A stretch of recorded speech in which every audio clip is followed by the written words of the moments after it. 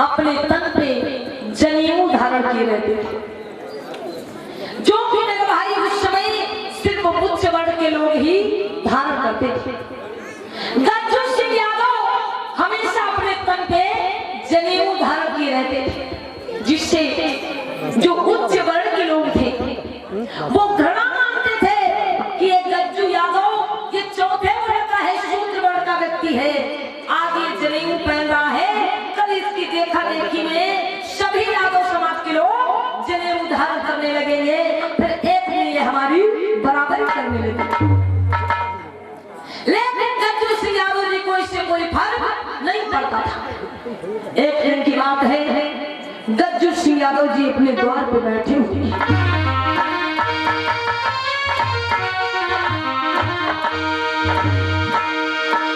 मेरे भाई जैसा कि मैंने बताया गज्जू सिंह यादव बहुत ही संघर्षशील, बहुत ही वीर बहादुर बलवान है और हमेशा अपने समाज को एकत्रित संगठित करने का काम करते हैं। मन ही मन में शोक रहे मेरे भैया, कोई गज्जू सिंह, कोई गज्जू सिंह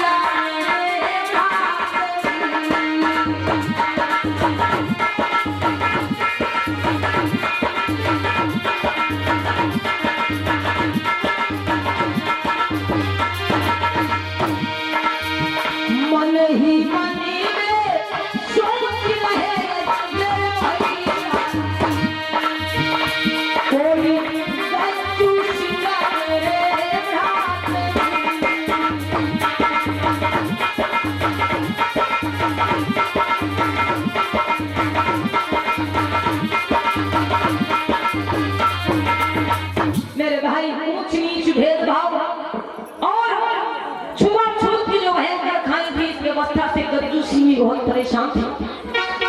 उसी समय गज्जू सिंह की जो पत्नी है माता मूला देवी, पास में आती है माता मूला देवी और क्या बात करती है गज्जू सिंह यादव से।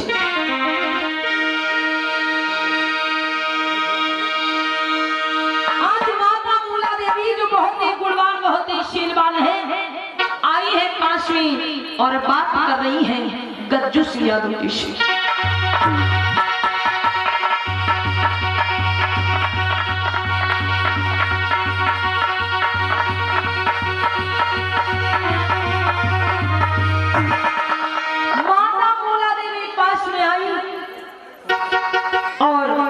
कहने लगी स्वामी आप बहुत अच्छा काम कर रहे हैं, क्योंकि मेरे भाई जो गज्जू सिंह जी संघर्ष कर रहे थे उस समय पूरे यादव समाज के लोग गज्जू सिंह जी से प्रसन्न थे, हमेशा गज्जू सिंह जी का साथ देने को तैयार रहते थे। इसीलिए मेरे भाई गज्जू सिंह समाज के लोग चौधरी व सेठ जी के नाम से पुकारते थे, बड़ा सम्मान मिलता था ग्राम कठारा में गज्जू सिंह जी को।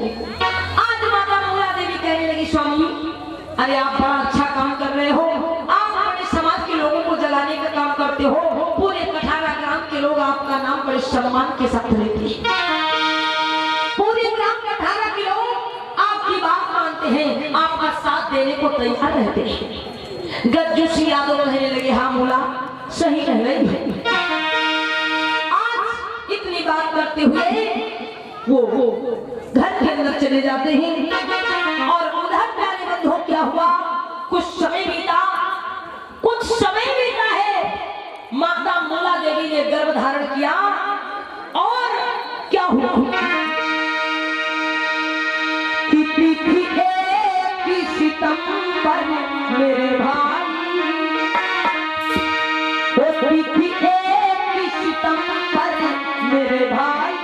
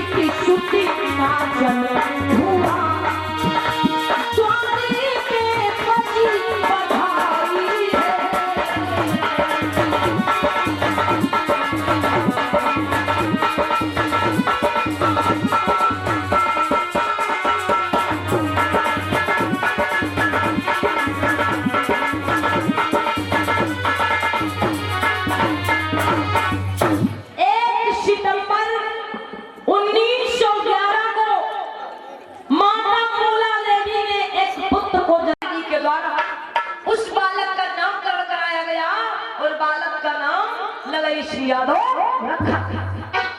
बालक बड़ा होने लगा, बालक जब बड़ा होने लगा है तो प्यारे बंधु ललई सिंह यादव जब 5 वर्ष के हो गए लगभग, तो उसी समय एक घटना घटी है गज्जू सिंह यादव जी के जीवन में, जो मैंने अभी आपको बताया कि गज्जू सिंह यादव जी जो थे वो अपने तन पे जनेऊ पहनते थे और जनेऊ पहनने की वजह से जो वहां के उच्च वर्ग के लोग थे वो घृणा करते थे, नफरत करते थे गज्जू सिंह यादव जी से कि ये शूद्र होकर के उच्च वर्ग के लोगों की बराबरी करता है। आज मेरे भाई मनवादी व्यवस्था के लोग सोच रहे हैं, मन में सलाह मिला रहे हैं क्या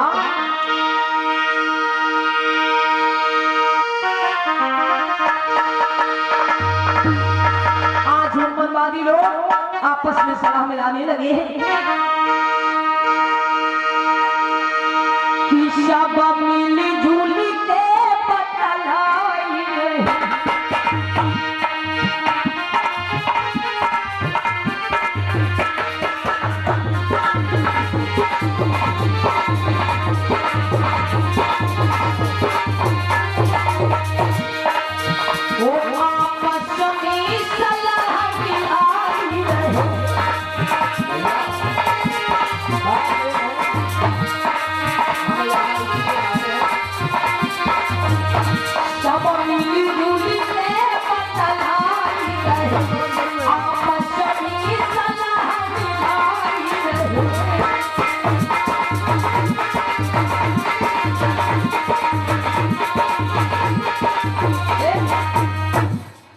भैया। हाँ भैया।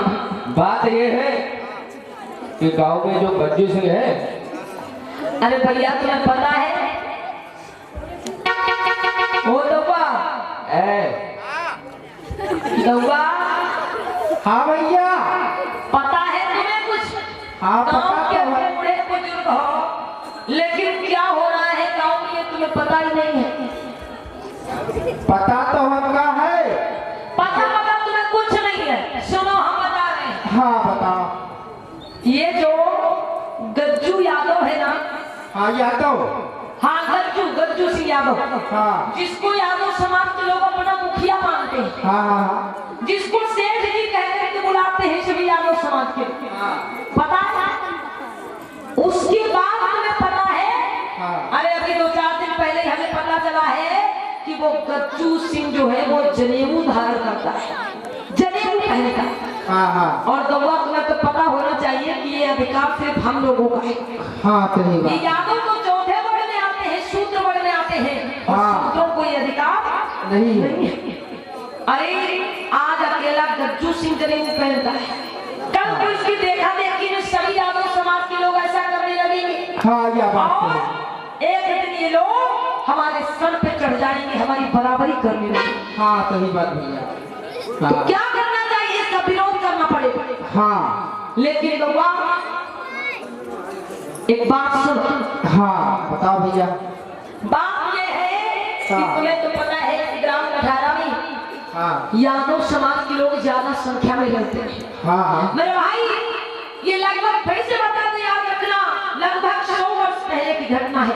हाँ अब आज तो हम नहीं जान सकते किसकी कितनी जनसंख्या होगी वहां पर, लेकिन 100 वर्ष पहले का जो इतिहास मैंने जो ग्राम कठारा गणेश सिंह यादव जी के जीवन का जो इतिहास पढ़ा, जो घटना पढ़ी, वो आपको बता रहे। तो उन लोगों ने क्या सलाह मिलाई कि भैया ग्राम कठारा में यादव समाज के लोगों की संख्या ज्यादा है हाँ और हम लोग कम है, अगर सामने से विरोध करेंगे तो फिर अच्छा नहीं होगा, क्योंकि गज्जू सिंह एक संगठन बना के रहता है, पूरे यादव समाज के लोग उसकी बात मानते हैं, उसकी आगे पीछे चलने का काम। हाँ भैया यह बात तो है। तो सामने से विरोध नहीं कर पाएंगे। हाँ इसलिए पता है क्या करना होगा? इसलिए करना ये होगा कि हम एक चाल चलेंगे। वो चाल कौन सी होगी? हाँ कि गज्जू सिंह जो है वो एक किसान है, वो कभी कभी अपने खेतों को जाता है, खेतों से भारी भरकम बोझा रख के वापस आता है। हाँ तो ऐसा करते हैं कि किसी छोटे लड़के को बुलाएंगे और उसको पढ़ाएंगे। क्या पढ़ाएंगे?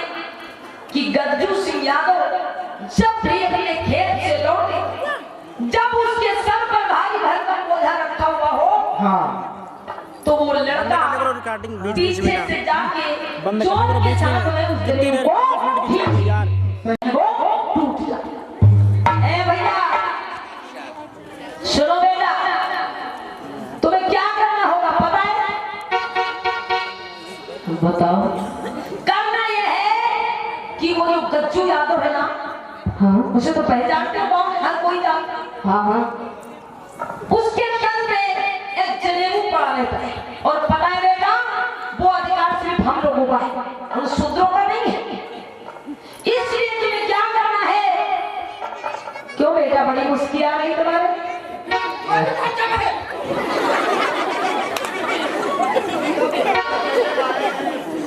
हाँ सुनो मेरी बात ध्यान से, वो अगर भूल गए ना तो समझ लेना फिर। तो तुम्हें क्या करना है कि जब गज्जू सिंह अपने खेत से लौटे और जब उसके सर पे भारी भरकम बोझा रखा हो, तो पीछे से दोनों हाथों से पकड़े उसका जनेऊ खींच कर, ठीक है? लगभग 1 हफ्ते तक तुम्हें ये काम रोजाना करना है, और फिर वहां से भाग निकलना है। तुम्हें देख ना पाए। ठीक है ठीक है। हाँ चलो आज वो सलाह मिला लेते हैं, और आगे क्या हुआ है मेरे भगवान।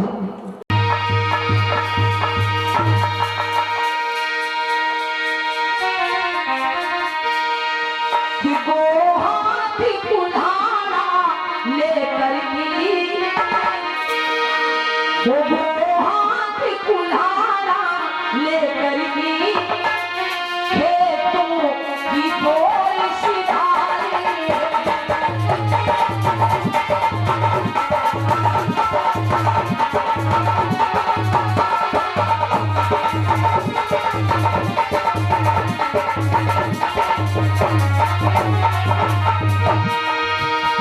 वो हाथ कुल्हाड़ा लेकर खेतों की गोल सिधारी।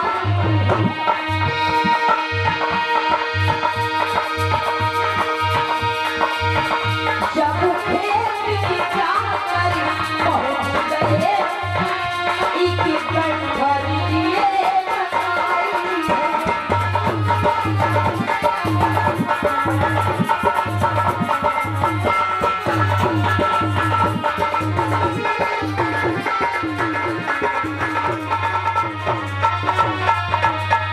आज गज्जू सिंह यादव अपने खेत में पहुंच गए और एक लकड़ी का गट्ठा काट करके तैयार कर लिया।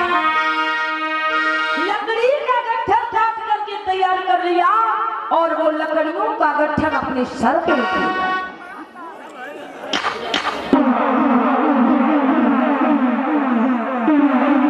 लकड़ियों का गट्ठा अपने सर पे रख के गज्जू सिंह यादव जी है प्यारे धम बंधु खेतों की मेड़ पर वो चलती चली जा रही है। और इधर गज्जू सिंह यादव अपने सर पे भारी भरकम बोझा रखे हुए अपने घर की ओर सिधारे जा रहे हैं। उधर क्या हो रहा है?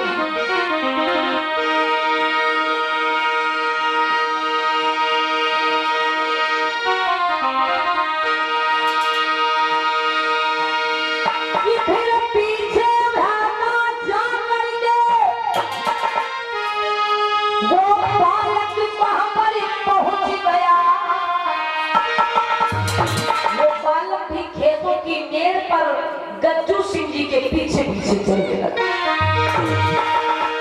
गज्जू सिंह जी उस बालक को नहीं देख पाते हैं। फिर पीछे धरना जा करके वो बालक वहां पर पहुंच गया।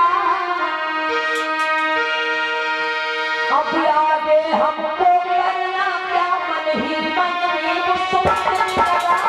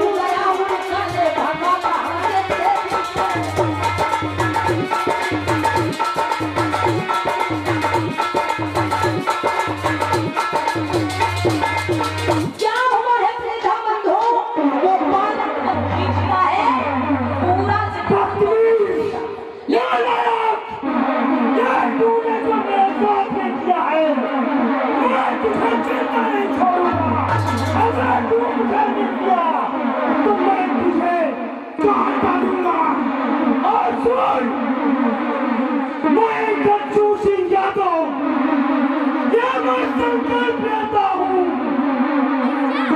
कि आज जिस प्रकार से तूने मेरा जनेऊ को पुरवाया है,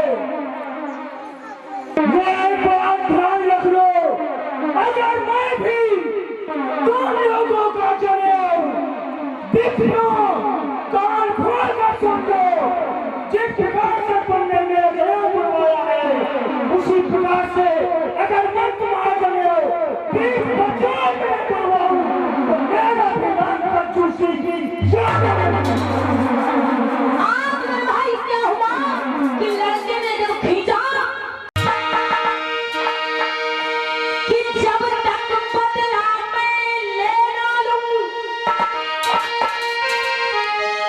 तब तक जल पानी हराम तेरा।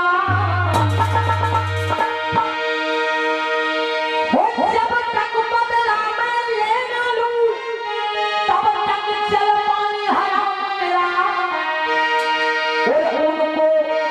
उनको ना सबक सिखाऊं तो ये जीना है हराम मेरा।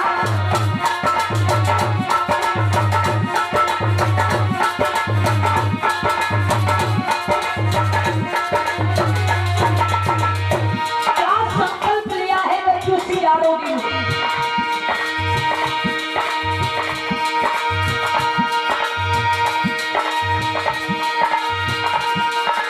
जब तक बदला ले ना लूं तब तक जल पानी हराम मेरा।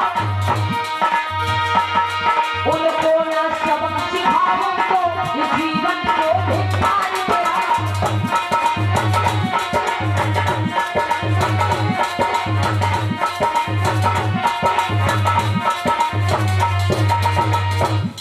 संकल्प ले लिया है कि जब तक मैं अपनी इस अपमान का बदला नहीं ले लूंगा तब तक मैं भोजन पानी ग्रहण नहीं करूंगा। मैं जब तक अपने अपमान का बदला न ले लूं मैं भोजन पानी ग्रहण नहीं करूंगा। ये कठोर संकल्प लिया है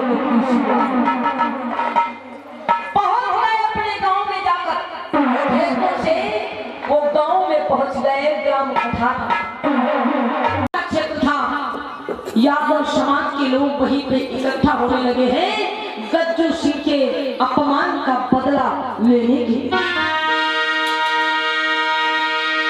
कैसे चले हैं?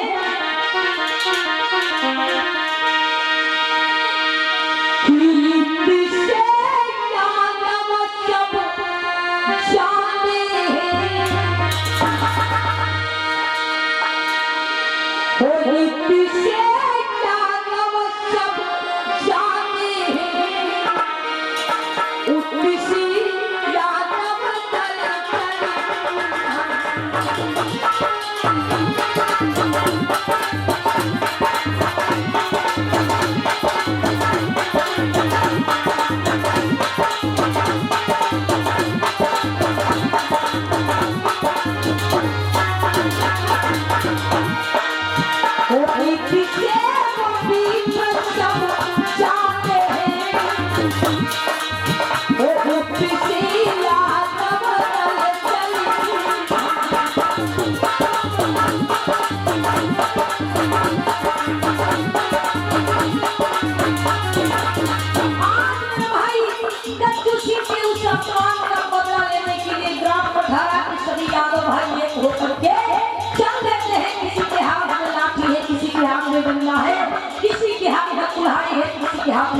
कुछ है ऐसे करके आज सभी यादव लोग गज्जू सिंह के साथ चल पड़े हैं।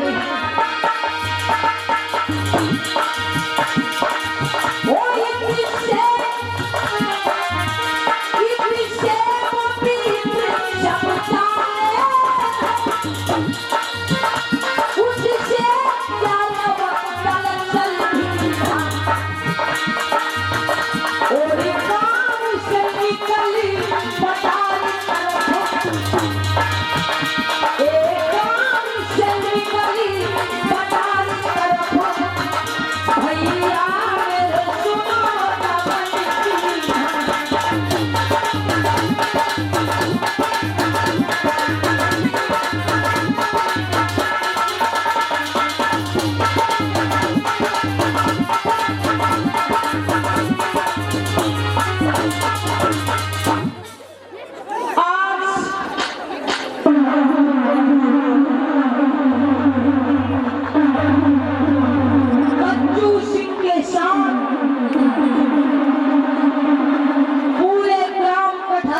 यादव लोग चल देते हैं गज्जू सिंह के अपमान का बदला लेने के लिए।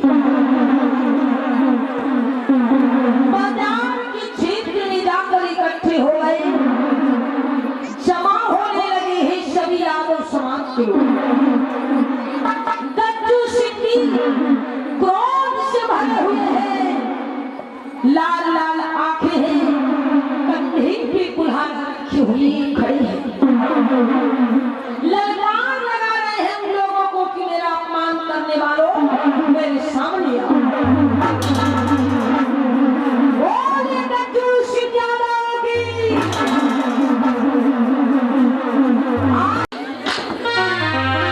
और इधर क्योंकि उन लोगों ने पहले ही सलाह मिलाई कौन सी कि इनका बहुमत हमसे ज्यादा है, सामने से भीड़ नहीं सकते, इसलिए हमें हार माननी होगी, उनसे माफी मांगेंगे चल के। आज बोलो क्या करते हैं?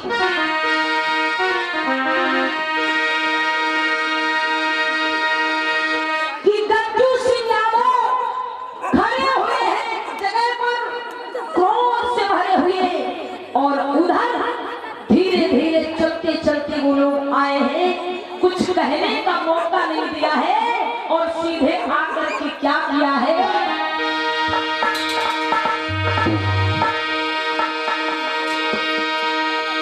कि उससे आकर के एक व्यक्ति,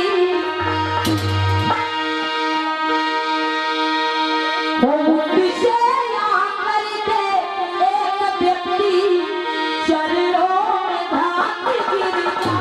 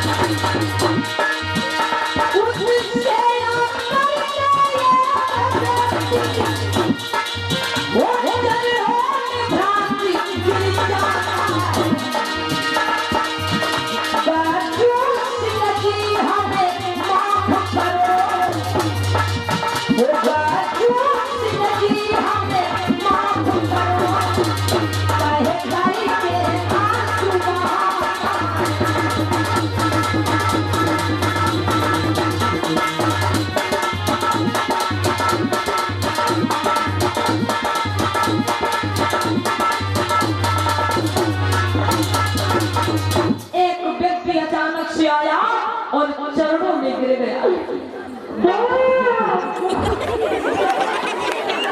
कहने लगा गज्जू सिंह की माफ कर मुझे।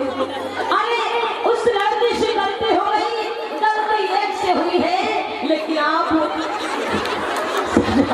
सदा सब कुछ रुक जा भैया, रुक जा भैया।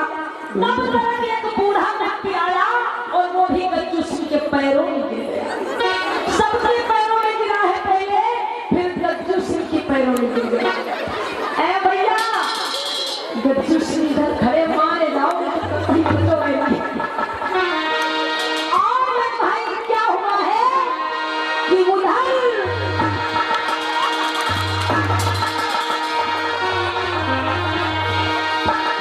धीरे धीरे उस लड़के का पिता उस लड़के को लेकर के भी आ जाता है और लड़के को लेकर उनके चरणों में ढकेल देता है। चरणों में सुत को डाल दिया, कहे भैया की बदला ले लीजिए। विचार करिएगा, देखिए कैसे चाल चली है बच्चे की।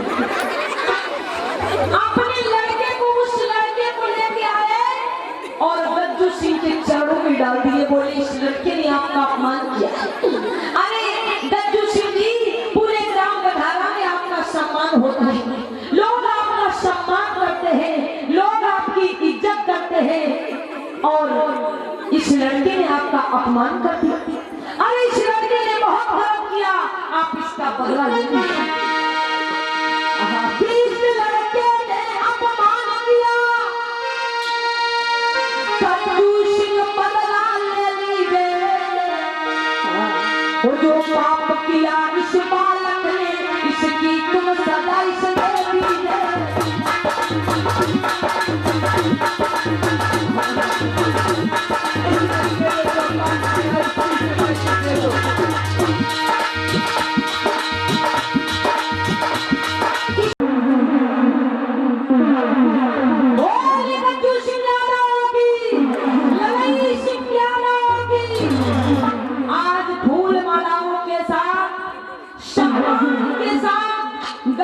यादव जी को जिन्हें वो पिता के सम्मान करते हैं और कहते हैं मुखिया जी, हे शेठ जी, इस बच्चे को क्षमा करो, इस बालक से, इस बच्चे से गलती हो गई। जाइए शेठ जी, अब जाइए, मैंने आपका सम्मान किया।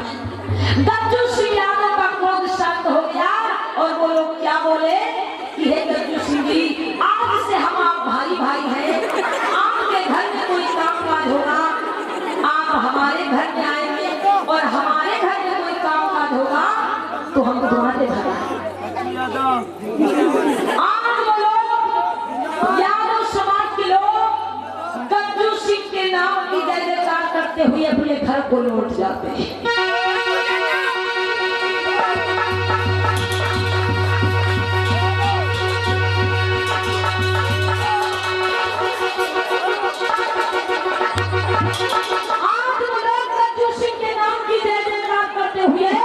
अपने अपने घरों को वापस हो गए और जब वापस हो गए तो आज वो लोग क्या सलाम ला रहे हैं? सलाम ला रहे हैं कि भैया ये तो हमने अपने प्राण बचाने के लिए जो कुछ किया वो किया। अब सुनो, तुम्हें क्या लगता है कि हम लोगों ने हार मान ली है? क्या बोले कि गज्जू सिंह यादव, वो तो हम लोगों ने अपनी जान बचाने के लिए, अपने प्राण बचाने के लिए तुम्हारा सम्मान किया, लेकिन हम भी संकल्प करते हैं, हम भी संकल्प करते हैं कि अगर जो इस बीच सभा में मैंने तुम्हारे आगे सर झुकाया है, तुम्हारा सम्मान किया है, तो एक दिन जो आज मेरा अपमान हुआ, इस अपमान का बदला हम लोग भी लेते रहेंगे। वो लोग भी संकल्प करते हैं और वहां से चले जाते हैं। प्यारे धर्मबंधुओं, विचार करिएगा है और वहीं से गज्जू सिंह यादव जी ने ठान लिया कि हम अपने बेटा ललन सिंह यादव को हमेशा इस व्यवस्था के खिलाफ लड़ना सिखाएंगे। गज्जू सिंह यादव जी का ये अपमान हुआ, वहीं से गज्जू सिंह यादव ने संकल्प लिया कि हम अपने बेटा ललन सिंह यादव को अंधविश्वास, पाखंडवाद और जाति पाति, ऊंच नीच, भेदभाव की भावना के खिलाफ लड़ना सिखाएंगे। यही कारण रहा मेरे भाई कि ललन सिंह यादव अपने माता पिता से बचपन से ये संस्कार प्राप्त करते हैं और आगे चल करके मेरे भाई ढोंग आगमन, पाखंड, जातिवाद के घोर विरोधी हुए। कौन? ललन सिंह यादव। सच्ची रामायण की चाबी एक पुस्तक इस समाज को देने का काम किया, जिस सच्ची रामायण की चाबी पुस्तक में रामायण की पूरी पोल लिखी हुई है कि रामायण में क्या काल्पनिक बातें लिखी। तो प्यारे बंधुओं, ये संदेश है अपने बहुजन समाज के जगह महान पुरुषों का कि उन्होंने कैसे अपमान झेला, कैसे संघर्ष किया और कैसे आगे बढ़े। आज उनकी विचारधारा को आप लोगों को भी अपने जीवन में उतारना है। बोले भगवान बुद्ध की। तो वही हम चाहेंगे सभी लोग खड़े हो जाए स्थान पर और आरती वंदना कर ले।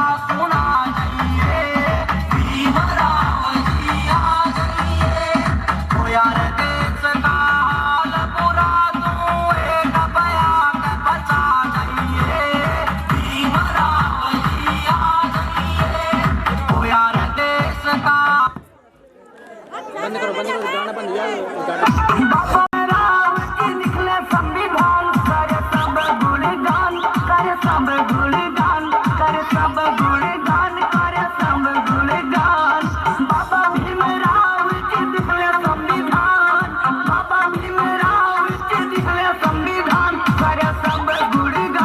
करे सब गुणगान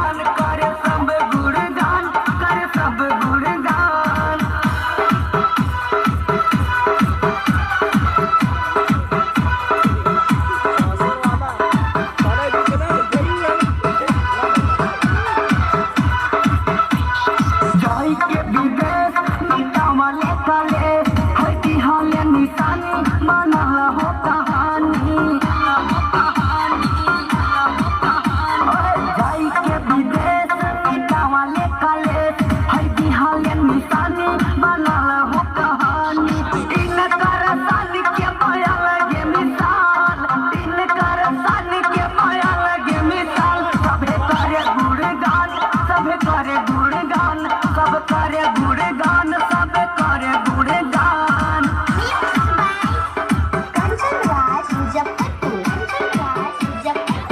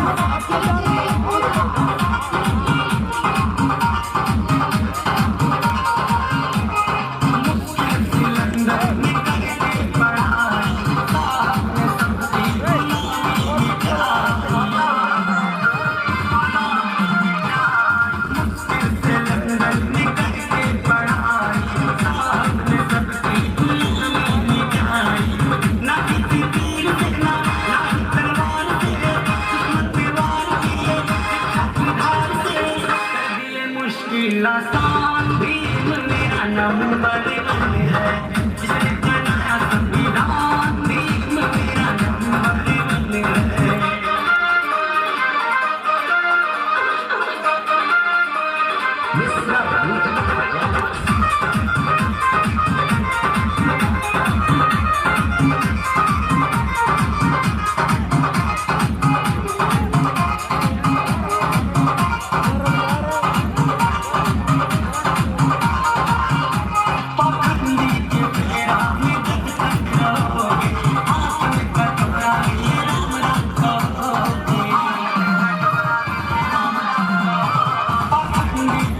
राम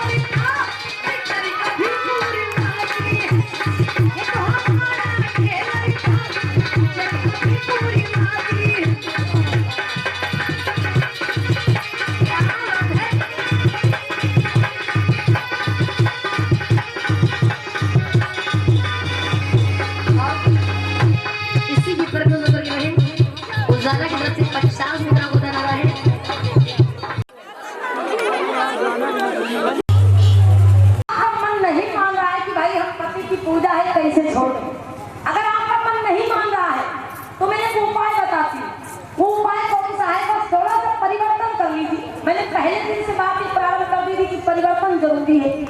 परिवर्तन ये कर दीजिए कि आपको करवा के दिन व्रत रहने की जरूरत नहीं है, व्रत मत रहिए, बढ़िया से पूरी पकवान बनाइए, खुद खाइए, अपने पति महाराज को खिलाइए। बहुत सी अम्मा लोग बहने लोग करवा पूजती हैं, भाई घर में करवा पूज रही और भैया शराब पिए नाली में लड़के पड़े, वो घर में करवा पूज रही, भैया गट्टी फेंक रहे हैं। विचार करो, तो ऐसा नहीं, आप करवा के दिन बढ़िया से कौन कौन से है तुम्हारे, अरे घर में बहना तुम्हारे हम पारा में मनाओ इनका खुशी खुशी।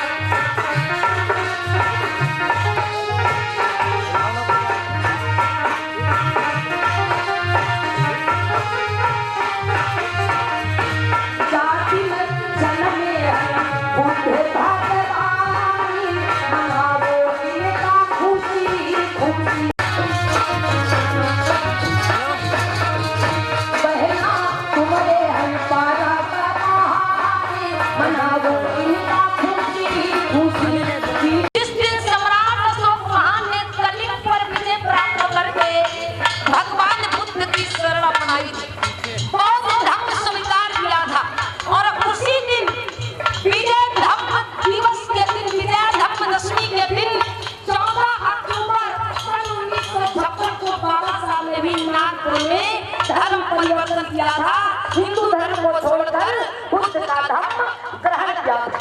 इसलिए ये भी एक बहुत बड़ा पर्व है आपका, कहना है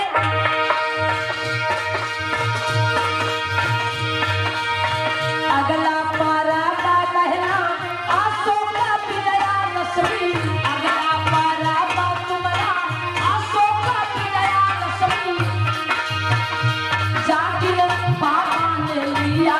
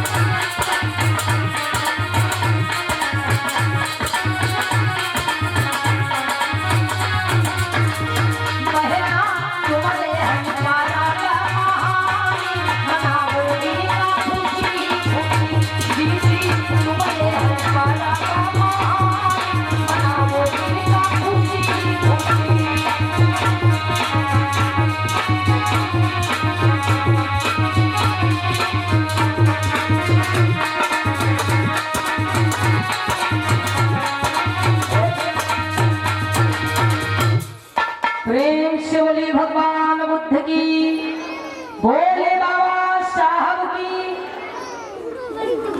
और आदरणीय मान सिंह जी की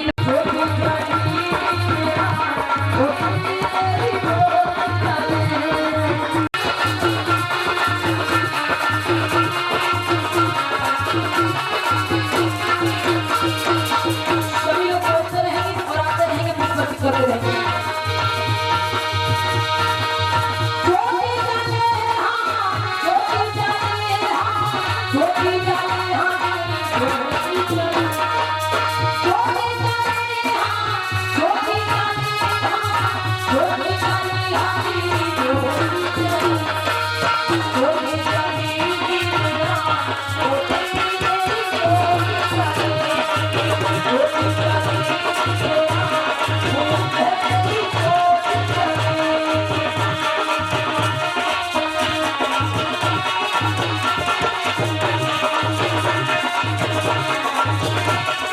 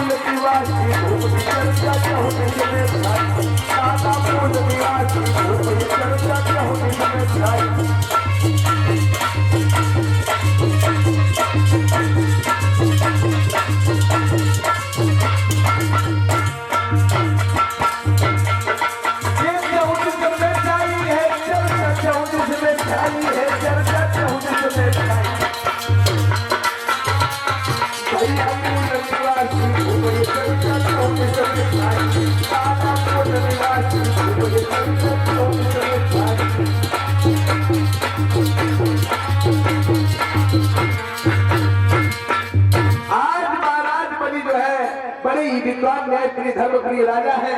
मंत्री से कहने लगे, मंत्री महाराज ये बताओ कि मेरे राज्य में किसी प्रकार की कोई दिक्कत, मेरी प्रजा को कोई दुख कोई तकलीफ तो नहीं है? नहीं महाराज, हमारे राज्य में किसी भी प्रकार से किसी को कोई परेशानी दिक्कत नहीं है। राज्य मंत्री ऐसा ही होना चाहिए, क्योंकि जिस राजा के राज्य में प्रजा दुखी हो और राजा चैन हो मन की जिंदगी व्यतीत करता हो, जीवन जीता हो, ऐसे राजा का होना और ना होना बराबर है। हमारे पूर्वजों की रीति रही है, क्यों ना हमारे ऊपर कितना बड़ा संकट आ जाए, लेकिन मेरी प्रजा हमेशा खुशहाल रहनी चाहिए।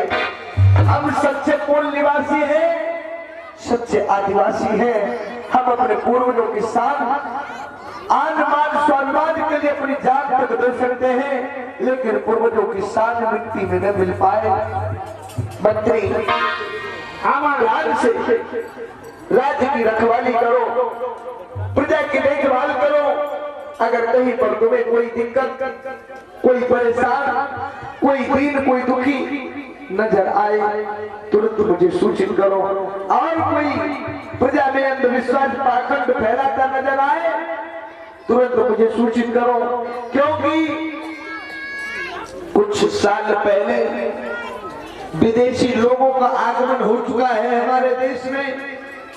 हमारे पूर्वज, हमारे परदादा हिरण्याक्ष और हिरण्यकश्यप जैसे, प्रहलाद, विरोचन जैसे हमारे पुरखों को लूट लिया गया है।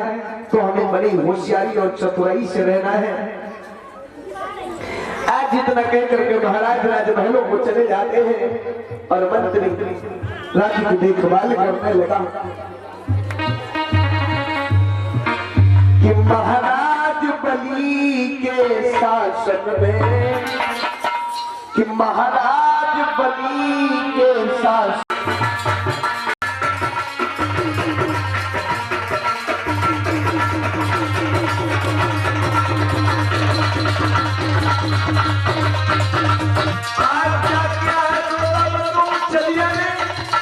भिखारी बन गया, महाराज के राज्य में पहुंच गया।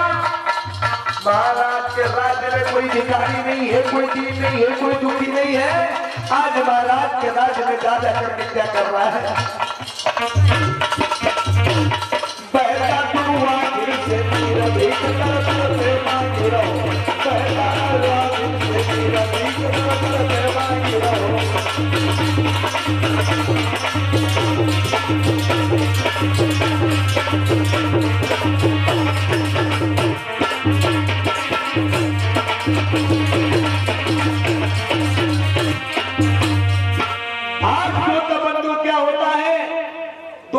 आंखों में नीर बह रहा है, भीख मांगता हुआ चल रहा है, किस प्रकार से रो रहा है कि लोगों को नहीं पता है कि ये कौन है।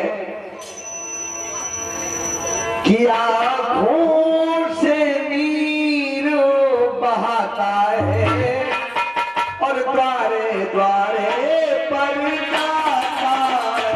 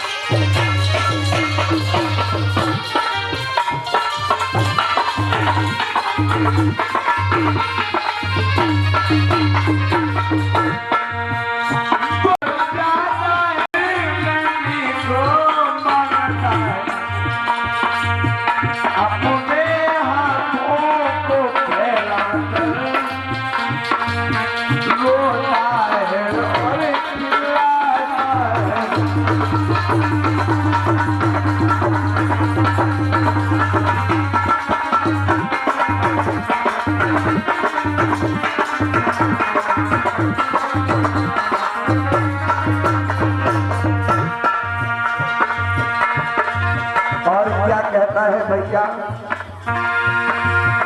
हे भाई मेरी मदद करो, बड़ी दबाने आला तेरा, भगवान तुम्हें जीता रहे, हो सदा बोल वाला तेरा।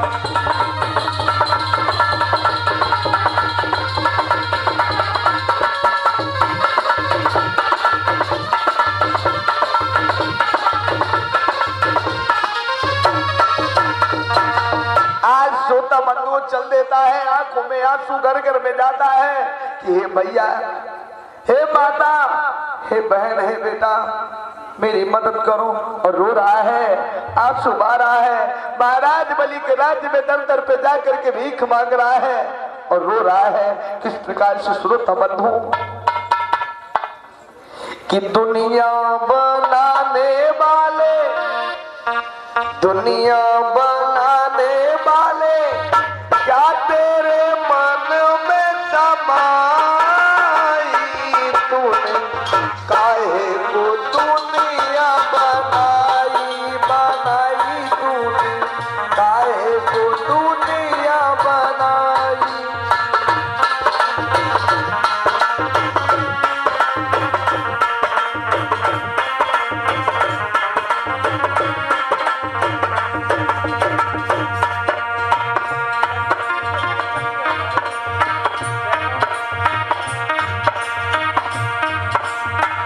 दुनिया बनाने वाले क्या तेरे मन में समाई, तूने काहे को दुनिया बनाई, बनाई तूने काहे को दुनिया बनाई।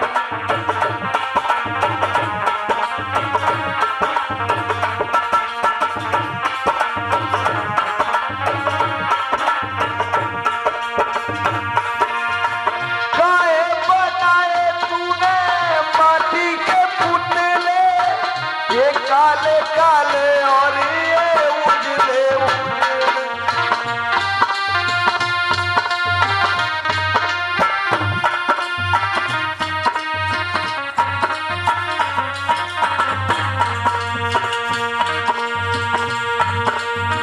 काहे बनाए तूने माटी के पुतले, ये काले काले और ये उजले उजले। मेरी मुसीबत पर मेरी मुसीबत तुझको लेके दया नहीं आई, तूने काहे दुनिया बनाई।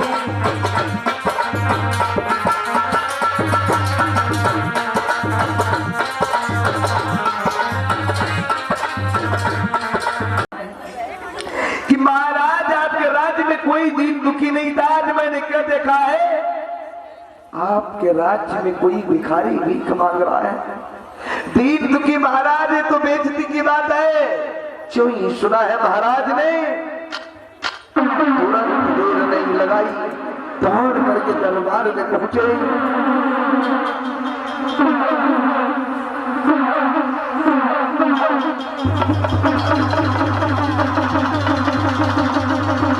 और सोचने लगे क्या किया है कि अरे नहीं पलकी देर लगाए,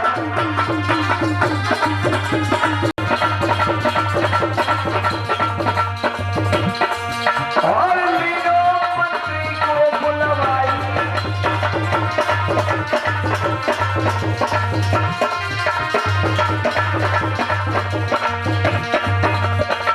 और मंत्री के जब बात बताई, मंत्री सुनो बात लगाई।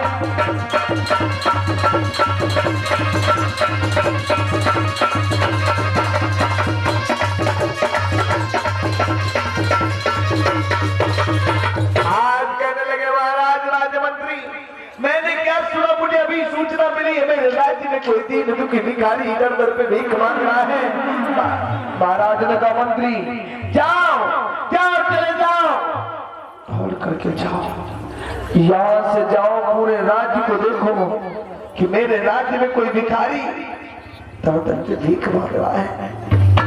राजमंत्री अगर मेरे राज्य में भिखारी होंगे तो मेरी बेइज्जती है, जाओ और पता लगाओ कि भिखारी कहाँ है और कौन है। आज जो ही आदेश पाया है तुरंत मंत्री चल देता है।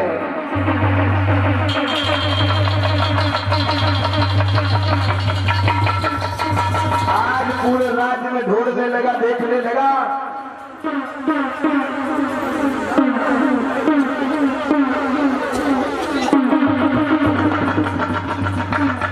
तब तक वो धीरे धीरे आगे बढ़ता चला ही आ रहा था भिखारी।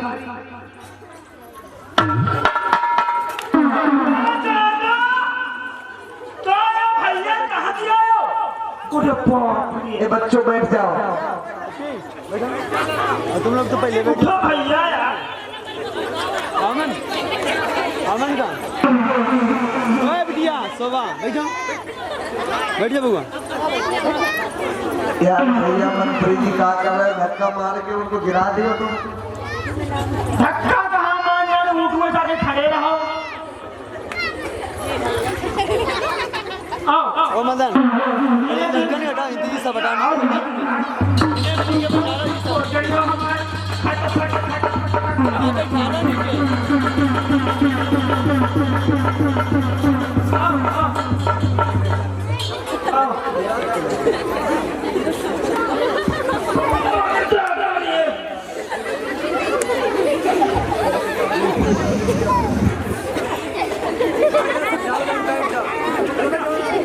भैया हमारे मुठ्ठा का है, फर्क लगे।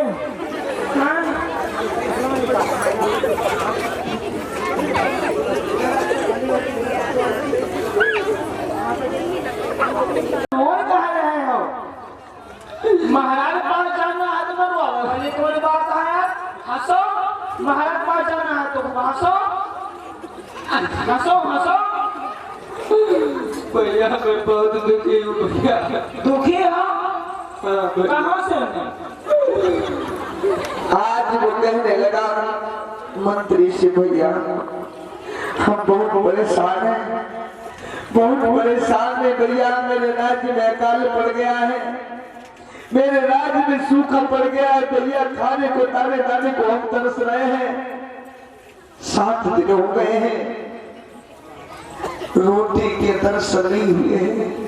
7 दिन से अन्न पानी के दर्शन नहीं हुए भैया। 7 दिन हो गए, भूख प्यास से तड़प तड़प के मेरा दम निकल रहा है भैया।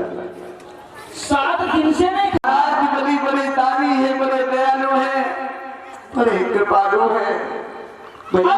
दानी है तो तुमका भिक्षा देकर दानी है, दानी है दानी है। भैया दूर रखो मुझसे ना भैया मैं तुम्हारे पैर छूता हूँ, पैर पकड़ता हूँ भैया, मेरी मदद करो भैया। भैया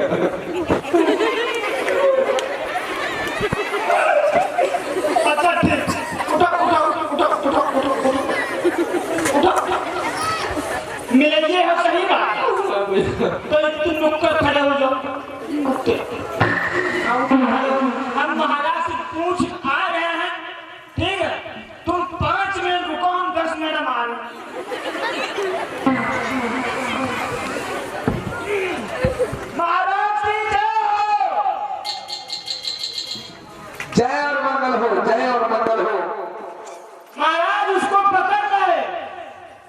बदतमीज कहेंगे, पकड़ ला।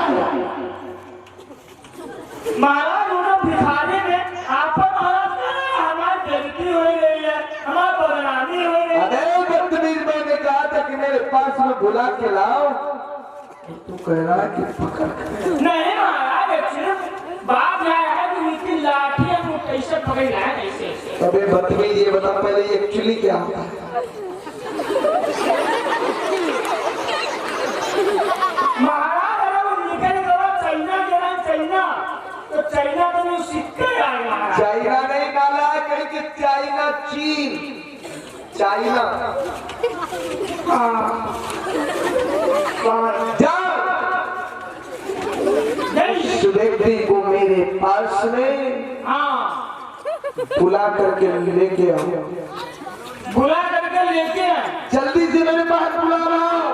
समझ नहीं आ रहा कि लेके आए कि बुला के लेके। अबे बदतमीज, किसी प्रकार से मेरे पास में लेकर के आओ। ऐसे भी लाए?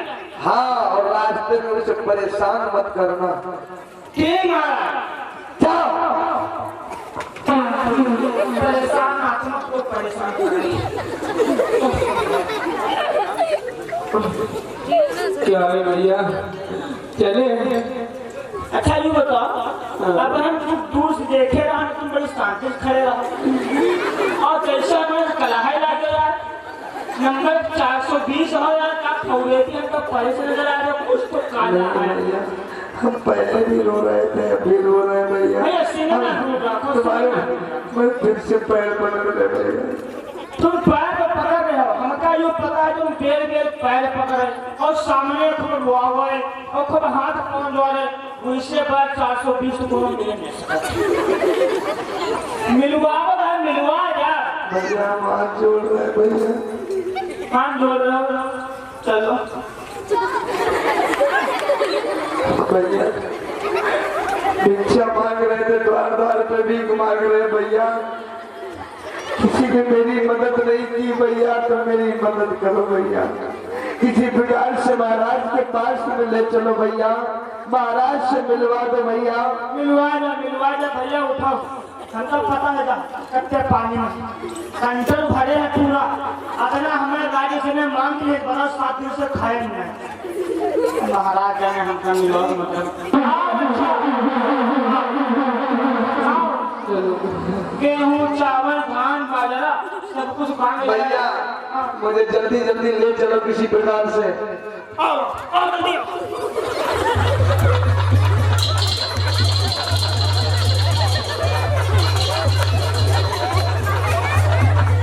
भैया ये क्या कर रहे हैं भैया, ये क्या कर रहे हैं भैया? जल्दी जल्दी चलो ना भैया, धीरे धीरे चलो यार। धीरे धीरे चलिए। हाँ भैया, धीरे धीरे धीरे चलो।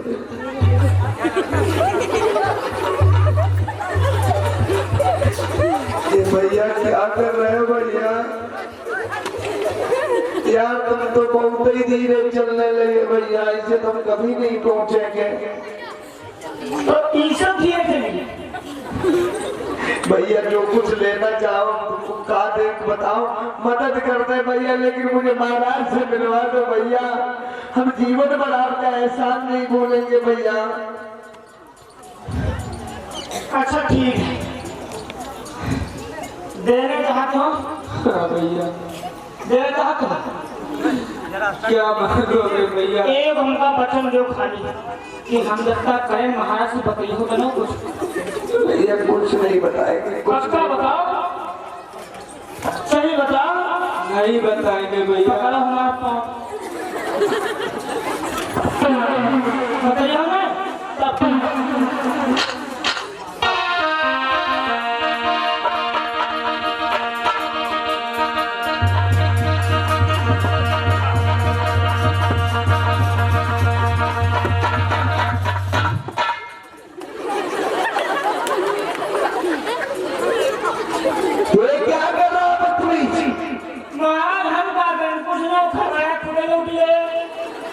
चल उठाओ इसे, आसन पे बैठाओ।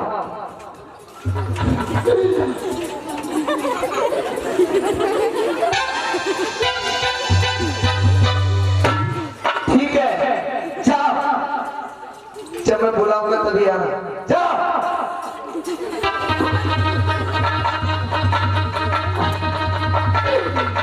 आज महाराज ने हाथ जोड़ लिए और कहने लगे मुनिवर, महाराज आप कौन हो, कहां से आए हो मुनिवर?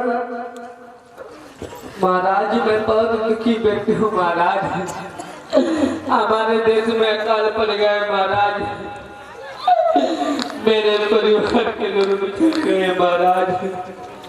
आज जो ही सुना है महाराज बलि ने कहने लगे मुनिवर चिंता न करो, आप बहुत अच्छी जगह पे आ गए, आपका सारा दुख दूर हो जाएगा। मैं एक आदिवासी मूल निवासी राजा हूँ, हर प्रकार से मैं आपकी सेवा करूंगा। और इस बीच में ये नीलम वाइफ मानसिंह निवाना से ये इस झांकी और शेरी पे प्रसन्न होकर के 50 रुपए का दान प्रदान कर रही हैं। बुद्धम संघ से जय मंगल हो। अतिथि महोदय जी उपस्थित हो चुके हैं। माननीय जो है आज के जो अतिथि हैं आदरणीय प्रतिमा गौतम, चेयरमैन अमरोधा, पत्नी महेश गौतम हमारे बीच में उपस्थित हो चुके हैं।